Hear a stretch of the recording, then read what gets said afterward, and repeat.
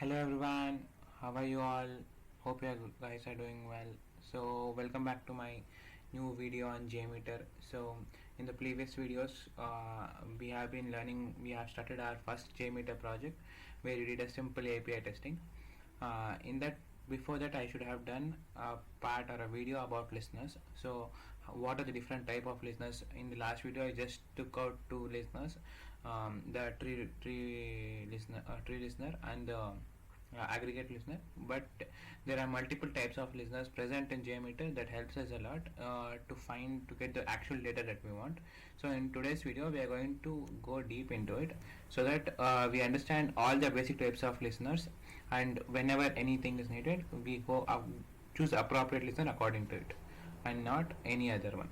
So as different listeners provide different data and like different context, so it is very important that we have to keep it choose a proper listener for proper usage. So let's get started. So this will be my JMeter UI. So I could open the old one itself. I think it's saved. I don't remember if I've saved it or not. Okay, I see. Yeah. So yeah, these are the two things that we did. A project, yeah, this is the one. So in this we have used two type of listeners, the view tree listener and the summary report. So other than that we have like 10-15 other like 4-5 other which provide important context of data. So let's see all of them. So the same way, we have already seen a view result tree. So what it does is, so for each ramp up, let's browse that, open. So yeah, let's open it. So you can see that it provides data about like what was the request. We had not passed any request data, but if we had passed something we would have got it here. The response data, the response is also like there is no response. It is a dummy API, but if you have chosen an API that provides all this, then you have a request body, request response body, all this. So since it is a dummy data you don't have all this, but once you choose it you get all these things. It's better I clean everything up so that we start from scratch and get all these things.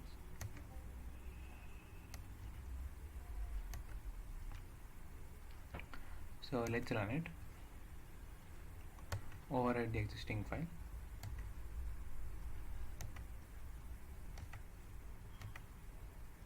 So see, we were not able to see it because it was old data, and we were not.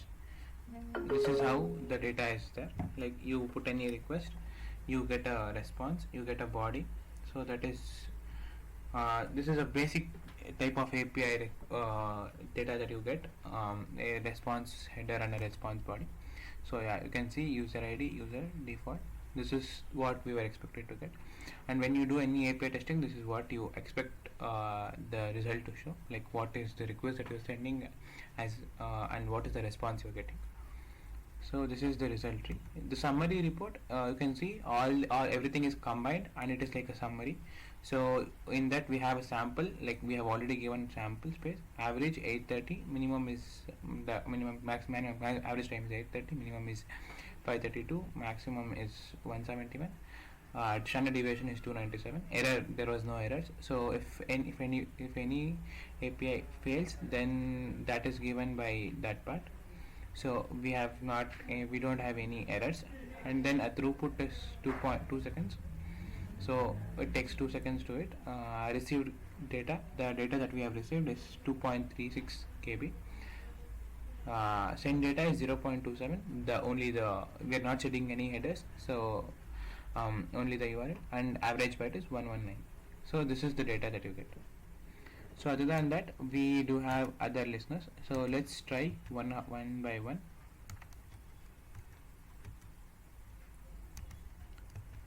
So let's add a listener. Now we have added a summary listener. Let's add an aggregate listener. and let's choose this one. Open. So this provides very similar to what is there in the summary report, but everything is combined here. So the average is same, average, medium, 90% line is 990, 95 is, these are the expectations that you have. Minimum is 532, maximum is 171, 0 errors, throughput, received, sent. So there is not too much difference, but yeah, here we focus more on median and the percentage line, whereas in this we are going to go with standard deviations and the byte size as well, which is not seen there.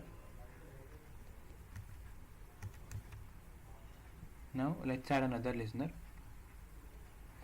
So we are done with aggregate listener. We can have an assertion listener. Assertion listener is a listener that if you have any like any type of assertions, like it should be at this point, after which if you have any assertions, then you can use this. Currently we are not adding any assertion, so you can see like there will be no errors. But if you have any assertion, it will show you only those projects that passes the assertion list, and not the others. So you can configure this like however you want. Generally it's saved in an XML CSV format, yeah, so that when you you can do some basic data analysis on it. So if you want me to do a small video about all this, you can put it on the comments. I'll surely try to make a video on that. And then we have comparison assertion listener. We are not going for a comparison assertion listener because we have not had any assertions, but in the future videos we are going to add it. Then another important one is a graph result one. So this will provide you a graph about how the data was, like you can see. If you take a closer look, you can see the small dots here and there. So this shows the latency and the maximum and the minimum.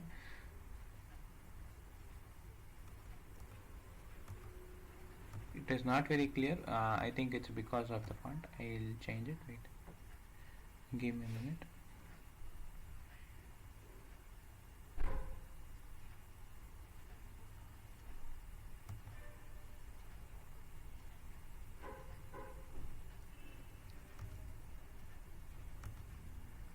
So now you can see a small dots representing them. Small dots of blue and red. So the average is like blue and green. Throughput, deviation is somewhere here. Median is above, like median is also somewhere here. So these are used for like getting a graph analysis, but it is very useful when you have like too many. The number of threads you have is very high, because it will be easy for you to find it.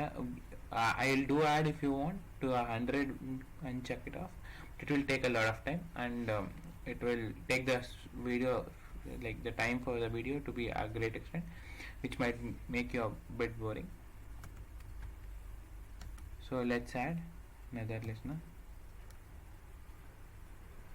We are done with the graph listener. We can see the response time graph.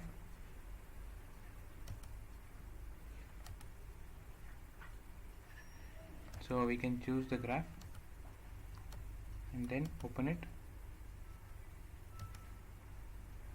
So yeah, you can see like currently the response time is constant, but once if you go with a real life example, it is not going to be a constant, because sometimes the server might be slow or sometimes the server might be fast. Based on the load on the server, you might see a bigger graph over here.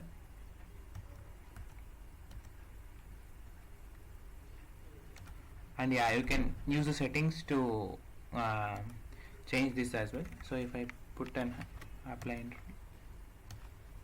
you can see a graph, because I've changed the interval. So you can see when you change it to 10, you can see there is a bigger amount of graph. If you go with like 5, you can see more deviations. Graph title, all this you can do, like you can customize it however you want. more you change it, the more the graph will change and more results you want, you can see. Other than that, the other important listeners that we can use is, we are not using mail visualizer, so we can leave that. Save response to a file. Okay, yeah, this is also an important one. So save successful response to a file.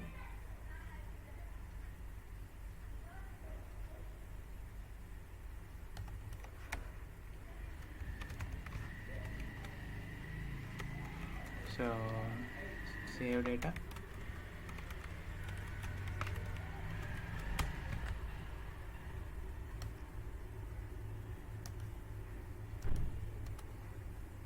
So this will save the data into a particular file.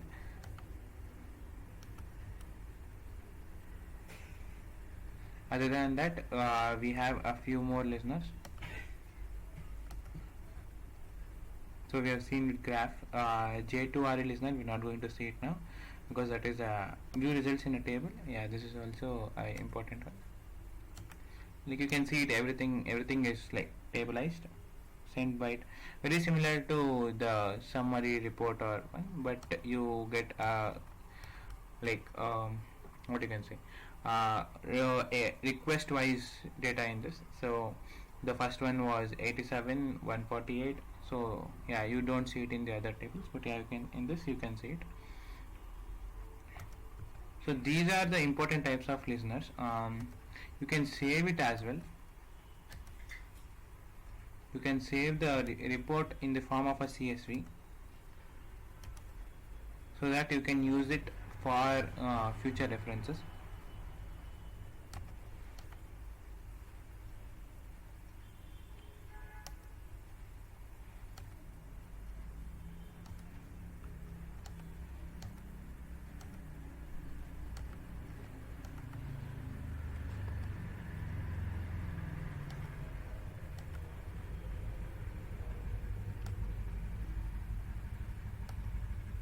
So you can save it and import it as an CSV in your Python and do some analysis. So that's all in this video. In the next video, we are going to learn more about other type of testing, as well as we are going to search, do some a bit of JDBC or something related to that, GTP testing, more about it, more about testing and performance. So see you in the next video, guys. Thank you.